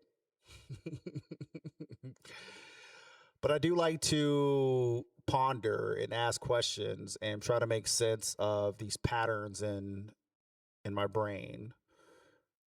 I could be correct, I could be incorrect. Quite frankly, none of us will probably ever fucking know unless in the afterlife there's some type of big reveal where it's like, hey, look, this is all the science behind all that mystery. Who knows? But what I do know is at the time of this recording, today is June 29th, 2026. And today, CERN did officially shut off its 27-kilometer Large Hadron Collider, the LHC. The collider was shut down to enter Long Shutdown 3, LS3, which is going to be a massive 4-year upgrade and maintenance phase. Now, for those who don't know what CERN is basically a laboratory out in Geneva, out in on the France-Switzerland border. And CERN essentially, its main function is to provide particle accelerators and other infrastructure needed for high energy physics research. There's been a ton of experiments, and CERN has been around since like 1958, but it didn't really start to get popular and leak outside of the scientific world until the 2000s. As we started to learn more about the Large Hadron Collider and some of the other scientific discoveries that they did start to, pop up kind of in mainstream literature, and then started having people ask questions about, whoa, wait, they're doing what? What is going on?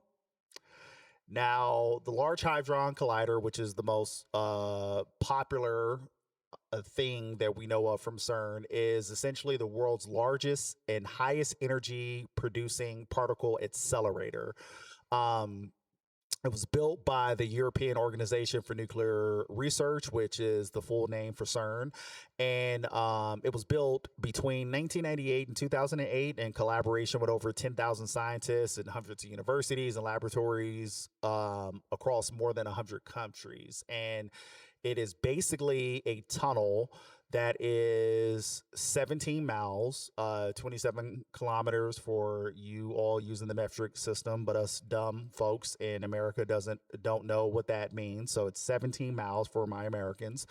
It's 17 miles in circumference and as deep as 574 feet beneath the France-Switzerland border near Geneva. The first collisions were achieved in 2010 at the energy of 3.5 tera electron volts per beam, which was 4 times the previous world record. And they discovered the Higgs boson at the LHC back in 2012. And the Higgs boson is considered the God particle. I won't go into all the scientific explanation for it because I'm not intelligent enough to really explain any of that stuff, but do your Googles and you'll be able to see what the Higgs boson is. And then between 2013 2015 it shut down. They did some upgrades and then they reached like the next energy level, and then at the end of 2018 it got shut down again. They did some more upgrades and then it reopened again in April 2022, and then here we are today, June 29th of 2026. It has been shut down again, and we'll get upgrades, and in 4 years they're going to fire that thing back up. It's going to be even more powerful. And essentially the Large Hadron Collider is basically trying to answer a ton of scientific questions. They're trying to figure out the origin of the universe, and they're trying to just kind of understand what is going on in the universe with particles and with how things work. But as is the case when you have something that is kind of hard to grasp for us common folk, it's going to lead people to theorize and come up with conspiracies. A couple of the conspiracies that have been surrounding CERN is one of the big ones is about black holes and reality. And the question of can the Large Hadron Collider create a black hole, or could it tear portals into other dimensions? And according to CERN, collisions at the Large Hadron Collider only replicate a phenomenon that naturally occurs in the universe every second. So independent experts have confirmed that the experiments present absolutely no danger to Earth. One of the other common conspiracies affiliated with CERN is the Mandela effect. And the Mandela effect is this whole thing that's been going on for a while now, where you could have large groups of people have very distinct but differing memories of something.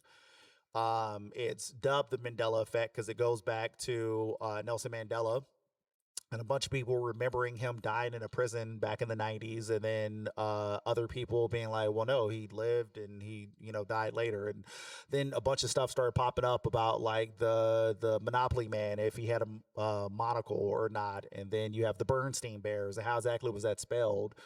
And there was one recently with the I can't think of the name of the show I used to watch on PBS, but this is the song that doesn't end. Yes, it goes on and on, my friend. There was a Mandela effect with that, with people who remember it. This is the song that never ends.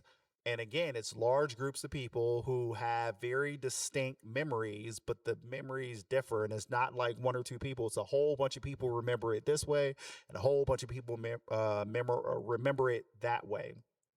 And it has caused some people to say, hey, what if CERN is blending reality, in parallel universes? And maybe that's the reason why we have these Mandela effects, is because, as they say, the universe is infinite, and every single decision that you make, you decided to make a right turn, there's a universe where you made a left turn, and then that caused the universe to go this way. But you turning right in this universe caused the universe to go that way. And this person decided to pick up a gun and do this, and it caused this domino effect of that. And all these different possibilities, all these different scenarios, all these different things that we could or could not have done in this world. There's infinite universes out there where we did those things. There's a universe out there where I'm a white woman. I hope that I'm not a Karen, but also in that same thing, if there's a universe out there where I'm a white woman, there's a universe out there where I'm a white woman who is a Karen. I apologize to anyone being impacted by that. If you guys ever get access to this podcast, I sincerely apologize for that. But yeah, there's a lot of concerns around CERN, exactly what it does. And of course, the people at CERN are telling us that, well, no, this is what it does, and it doesn't do those things. But the thing that I would always have to kind of fight back to it, like, and I'm not trying to be full tinfoil hat guy, and I'm not trying to say believe every conspiracy, because some of this shit is completely out of left field. But with something like CERN, where we're playing with particles and things that we don't fully grasp, how can anyone say that it doesn't cause a domino effect? Like, unless we know how to interact with a parallel universe, how can we say that this thing does not interact with a parallel universe? Like, we can't say that. These are things that, yes, we could say in theory, I did this mathematical equation, and in theory it should do X, Y, Z. But again, we don't understand the full mathematic playbook, so we don't know what it could be doing. The thing that's also interesting, when you look at the CERN timeline, so CERN originally, the Large Hadron Collider originally completed and was powered up for the first time in 2008. And the reason why that's kind of interesting is so they start doing this shit with the Large Hadron Collider in 2008. And when did the Mandela effect become a common viral internet concept? It was in 2009. The very next year after the LHC first got fired up, we then the very next year started having this Mandela effect of people remembering things differently. So, I mean, it's not impossible that timelines didn't converge. It's not impossible. We won't know until we fully understand everything. And then furthermore, I mean, a lot of us, maybe it is just our PTSD from collectively going through COVID in 2020, but that has always been the thing with like COVID. The question has been like, did something fucking happen? And like, we've been in this weird dark timeline since like 2020, and just bad thing after bad thing keeps happening. And like, what the fuck is going on? And could it be that we crossed into a darker timeline? Who knows? We don't know. But what we do know is that today it did get turned off. And so it'd be interesting to just kind of pay attention to what's going on in the world over the course of the next 4 years. See if things feel different in any way. See if nature starts to heal in a certain way. And then also, whenever this thing fires up again, let's see if something else weird happens after that. You know, science is interesting. It's so much that we don't know. Like, even there's the whole thing with dark matter. Like, as scientists say, you know, we look out into the universe and we have found 4% of the mass of the universe. It's gravity, and like, but that's only like 4% of the mass. Where is all this other mass coming from? Like, when we do our mathematical equations, like, gravity doesn't make up for all the mass in the universe. Like, what is going on? And then there have been theories that maybe there's parallel universes where the gravity from these other universes are leaking into our universe, and maybe that is what dark matter is. It was, could dark matter be ordinary matter with ordinary gravity in a parallel universe? Because for reasons I don't understand the math of, the field theory equations of, you were telling me that electromagnetic energy cannot escape our space-time, but gravity can. In a certain model called the brain universe, where our universe, B-R-A-N-E, it comes out as of a string theory. membrane. Yeah, it's a membrane. So our universe is like a 4-dimensional membrane floating in a higher dimensional universe that might have other membranes. Higher dimensional membranes. Yes, and those other membranes, like parallel to us, like 2 slices of bread and a big loaf of bread. I like it. So so one slice of bread is some other membranal universe. Yeah. Ours is this one, but it's one multi-brain. Yeah. Okay. And so gravity could leak out of one into the other. Or it could just be that's right. So the gravitational pull. Yeah. That's what I'm getting. So again, if that is a possibility, why is there not a possibility that there could be a blurring of timelines and universes, dimensions? Who knows? And also, it kind of brings me back, because things always bring me back to simulation theory and us living in this simulated reality. We're all just kind of like in this thing that's been synthetically created. And quite frankly, I even think that religion, in a sense, kind of also argues a simulated reality. They just equate that the person at the end that created all of it is God, and God created all these things, and then God is outside of the simulation, or all encompassing of the simulation, and watching us and judging us and so on and so forth. Or maybe it's a computer model that we're inside, and there were some creators who are God, who were on the outside, that kind of created this thing that we're in.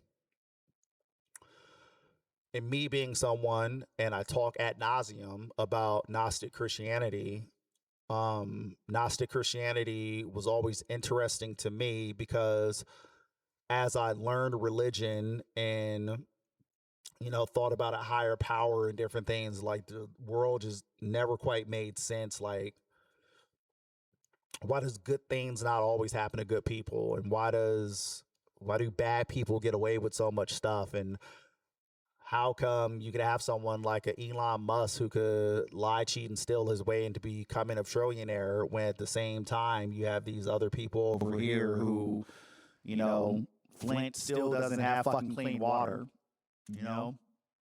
Like, why do these things happen? Like, there doesn't seem to be 100% balance of every good that you put in, you get good back. Like, it doesn't seem balanced. Like, why were the Kardashians born into this rich family where then, you know, they got older and they were able to just do like reality TV and create all these businesses to make themselves billionaires? While you have other people who were born in the gutter who will never have a chance to really make anything of themselves. It's not for lack of effort, it's because of the reality of the world that they live in and the challenges with, you know, getting to the next step because they've been buried so deep in all the bullshit of this world. Like, it doesn't seem to have balance. And so as I learned about Gnostic Christianity, that's the reason why it started to kind of make a lot more sense to me, because then you have like reincarnation. And what if that's the thing? You know, what if, you know, in this lifetime, yes, Kim Kardashian gets to be this rich person that was born a privilege that, you know, never really went through the hardships that the regular person in the world went through. But maybe that's because in her previous life, maybe she was one of these starving kids in a third world country, you know? Maybe all these people who got fucking murdered by Israel and Palestine, you know, maybe in their next lifetime, they get to be royalty, to balance things out over the course of lifetimes. You know, who knows? The other thing that's interesting with Gnostic Christianity is going back to the Old Testament, the God or gods of the Old Testament seem very angry and very jealous and just a lot of low vibrational energy coming from those in charge in the Old Testament. And then Gnostic Christianity explains that is because it's the demiurge, you know, the demiurge, excuse me, which is a false god, which isn't the most high god, but it's a lesser god that kind of controls this plane, this reality. And it's a mean and jealous god that if you make sacrifices to it, if you supply it with the energy that it's looking for, it then rewards you. So then that kind of, you know, again, goes back to what I've been saying this whole episode is all this low vibrational energy that has been ramping up over the past 10 to 12 years really, really looks to be manufactured.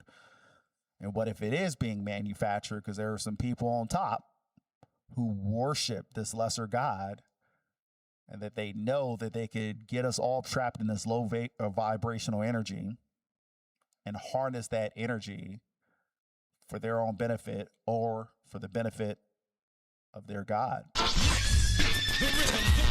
Repeat everything you just told me about the Loosh energy. The whole system explained cleanly. This reality is set up as an energy harvesting farm ruled by the frequency of Saturn, the force of time, limitation, cycles, and karma. In esoteric terms, this is the demiurge, the false god who created this 3D realm as a self-sustaining prison.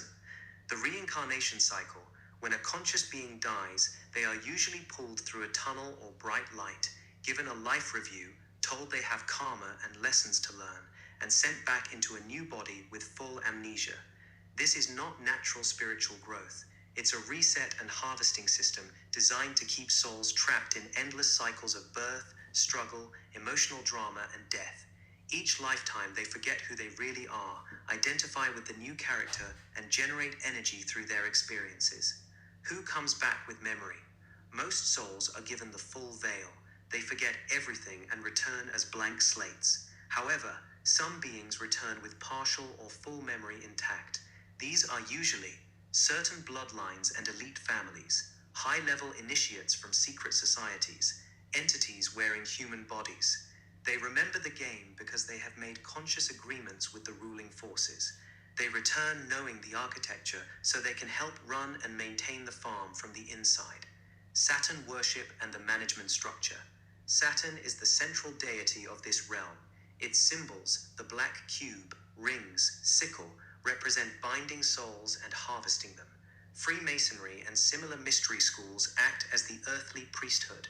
They encode Saturnian symbolism into architecture, logos, and rituals, while initiating selected humans into the knowledge of how the system works. At the top, some of these people knowingly serve the farm in exchange for power and continuation.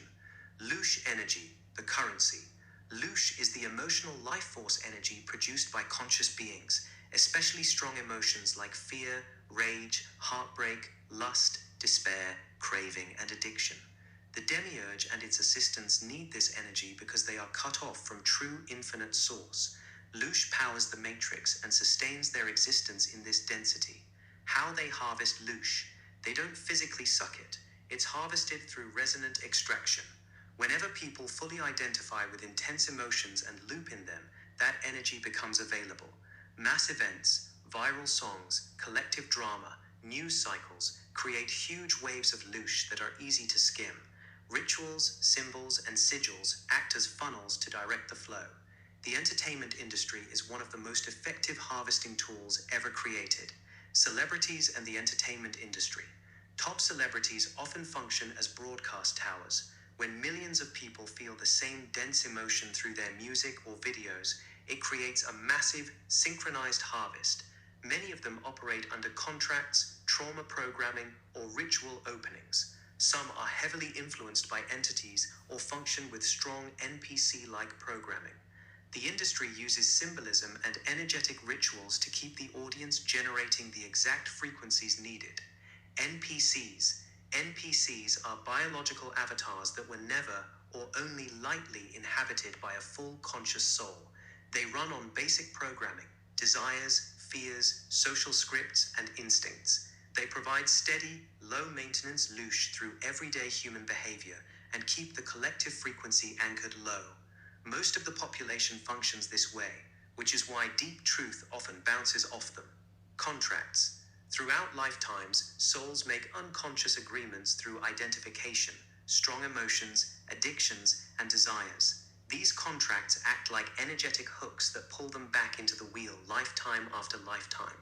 Breaking these contracts is done by resting as the silent witness, the pure awareness that observes everything without identifying with the character. This entire system, Saturn, reincarnation, loosh harvesting, secret societies, celebrities, NPCs, and contracts, is one interconnected farm designed to keep consciousness trapped and productive. The way out is to stop feeding it by realizing you are the witness, not the character, and refusing to re-enter the cycle at the moment of death. That's the complete picture. Man, I know. It's a lot to take in. It's okay. I'm here with you. I don't know. I find it interesting that those of us in this world who maneuver without a conscience are just able to maneuver through this evil capitalistic world without a care, and they seem to be rewarded for it.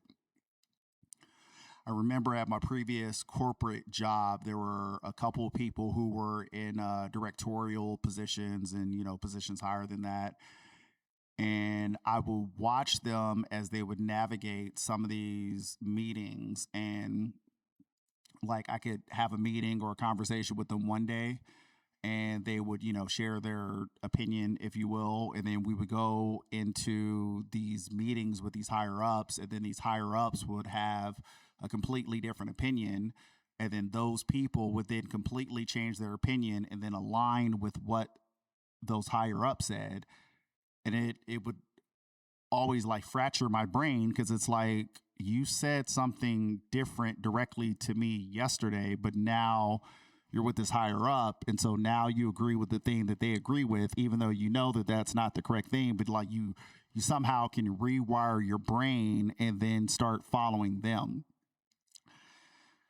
And I think that's honestly that's part of the reason. And I don't want to say that higher education is a trap. That's not the point of this, because I think you should strive to have a higher education than high school. I think, you know, it's great to be college educated and learn how to think beyond high school, if you will. But I always kind of looked at that's what the business degrees are, is can I brainwash you into how to run a business? Like, I don't need you to think for yourself. I need you to learn how to think like a business person. And I need you to be able to change at a moment's notice and believe the new bullshit that I told you. And that's the reason why I've seen some of these higher ups deal with this imposter syndrome, where they know that they're living a lie, but they're getting paid doing it, and they're putting money over their actual conscience. My brain never quite worked like that, and I think that's the reason why I never felt comfortable in any of those spaces. I don't know, and it's just I find it funny because, again, I maybe I have too much of a conscience in this life. I don't know. I'm the type of person who, you know, after I get done shopping, I make sure to go take my shopping cart back to, you know, where it belongs, because I feel like the day that I don't, a random shopping cart's going to come out of nowhere and swing into oncoming traffic and put a fucking massive dent in my car. Because every time I do something that I know is not right, the universe kicks me in the chest and checks me. And that's because I live life with a conscience, and I know what I'm doing is wrong, so therefore karma comes back. But maybe those with no conscience who are feeding into this low vibrational energy, they are rewarded by this evil spirit. And maybe that's the reason why good things always happen to bad people and bad things always happen to good people. I don't know. Just something to think about. Kind of in the same vein of that video about Lush. Shouts out to Trav Lord, who was on a recent episode, the Everything Everywhere Happening All at Once. Always get confused with the title and if I said the words in the wrong order. But Trav sent in a voice note through TikTok, which just so happens synchronicity kind of aligns with the topics of today's episode. So you might have seen these TikToks or learned it in your Gnostic learnings. But you know how they say when you die and you see the light, you're pulled inexorably and you feel that warmth, that love, you see your dead relatives. Well, they say that's all bullshit so they can manufacture your consent and send you right back and feed you back into the machine so they can keep feeding off your energy and your essence and all that. Well, is that what all these lucid dream videos are? Like, is this practice? Are these people practicing for the afterlife? Like, so when they get there, they're equipped, they know what it feels like, you know, how they can just bypass their bullshit terms of services, how they try to get you to click that box and give your life and soul away, and you can just be like, nope. I wonder, I'm really convinced that these lucid dream videos, people talking about getting kicked out of their dreams, it's that, practice. And that is an interesting take, because me being someone who has practiced lucid dreaming my whole life, lucid dreaming is interesting because you are living essentially in a completely, you're in a different universe, plain and simple. You're in a different universe, and you're interacting with these people, and these people are like their own like people, like they're navigating outside of who you are. And I've had very interesting lucid dreams. I can remember one vividly where I was at a mall and the dream turned lucid. And so, you know, it's as clear as day, and I'm looking around and there's just like, you know, dozens of close to 100 people all in this mall. I'm in like a food court. And I'm just fascinated by like, who are these people in this dream? Like they all look different. They all have different actions. Like, who are these people? And it was like this woman that was sitting at a table with someone. I'll never forget, like, I was just like staring at her. And then she kind of like sensed me staring at her. And then she like looked back and she was like looking at me like, who the fuck is this person that's staring at me? And then, you know, it kind of begs the question, is that an alternate universe that I'm interacting with some type of actual spiritual being? And then you go through these things of like Trav was kind of mentioning on TikTok, and it's on YouTube, and there's books about it. You know, there's all these different ways to kind of practice lucid dreaming and how to kind of, you know, tap into this alternate reality. And I actually, again, not to hop all over the place, but I had talked about in my last episode about the lucid dream that I had with Damage, and how when I woke up the next morning, I wanted to document it because it like fucked me up, where here's this person who in real life, in this reality, it's a person that, you know, I listen to their music, I'm a big fan of. I got the fucking Damage shirt on for the people watching the video. So yes, I'm a big fan of this artist, but I don't know them personally. Like, we interact through social media, but, you know, it's her interacting with a fan. But like in this dream, I was in like a different reality, and like I had a sense of friendship and a sense of love for this person, as if I knew them for like years, and it felt natural. It feels as natural as walking day-to-day life. So when I woke up, it was like this confusion of like, oh shit, none of those emotions or feelings or memories were real. And maybe that's the case with this actual reality. Is maybe this is like a massive lucid dream that we're kind of stuck in. And then maybe the practicing of having lucid dreams within this dream is us kind of practicing this whole weird scenario, this simulated scenario that we're in. And, you know, kind of like Trav had mentioned, and how the previous video mentioned, like they say as you die, there's like a light, and then you go into the light. And a lot of people have said that, like, oh my God, my grandmother that I always met, like I saw her. And like these people, then a lot of times they want to rush to that warmth and want to rush that feeling. But what if that is the closed loop to get you to stay stuck in this reality? You know, it's interesting too, because when you look into like a lot of the religions, and like I always say that you got to kind of read between the lines and understand what something is telling you beyond what is telling you. You know, for me to be someone with ADHD who, in, you know, normal conversations with people, I cannot fucking understand nuance and all these complex things. I can see all this nuance behind the back end of it. But with a ton of religions, there's a ton of things about ascension. And so when you look into New Age and esoteric traditions, they talk about spiritual ascension, and this is the belief that suggests that souls move through different dimensional planes by raising your by raising your consciousness, releasing negative karma, and mastering lessons on Earth. You could ascend past the three-dimensional plane into a higher, purer realm of existence. And beings who have completed this are often referred to as ascended masters within those religious circles. And then you have Eastern Orthodox Christianity, and this is theosis, which is also known as deification. And this is a transformative process where a believer unites with God and becomes more godlike through grace and spiritual purification. This gradual ascension and holiness is what prepares the soul for eternity with the divine. Then within Hinduism and Buddhism, you have moksha and nirvana.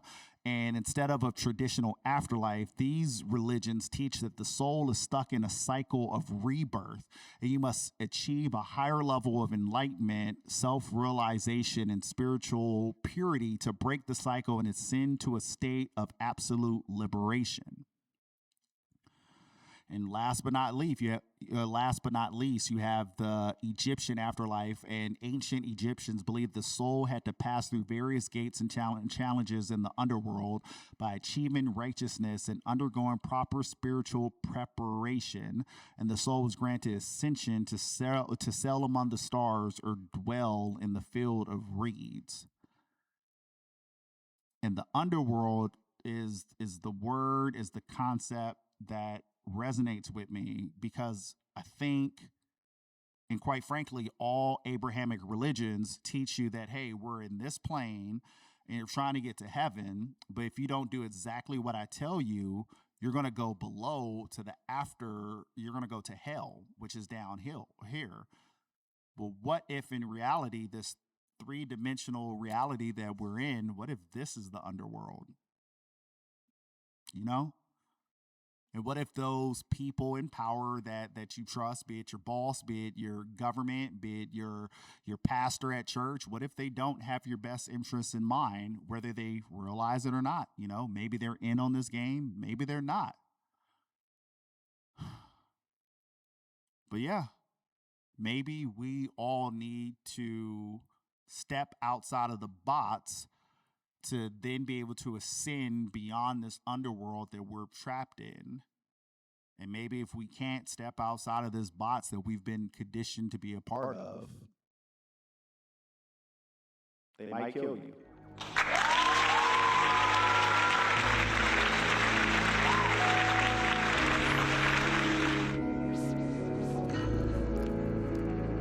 I've been saying to myself, every time it feels like hell. I travelers, my thoughts can be rooted, going places. Been praying to be stupid so I can just fucking exist. Yeah, I'm tired of getting broken by such simple sentences like change. How have you been? Oh well, can't imagine with a few words. The mind's shaked, never ending train wreck. I'm feeble like a snowflake and I fiddle till my nails break at evil. I try to take many words to function. What's feasible I can't tell, loops in action. I flee, but I ain't moving a finger. Watching a meme over and over. Help me to see a little clearer. Tell me I'm a good carer. No, I ain't moving a finger. Think about him over and over. Help me to see a little better. Tell me I need a caretaker.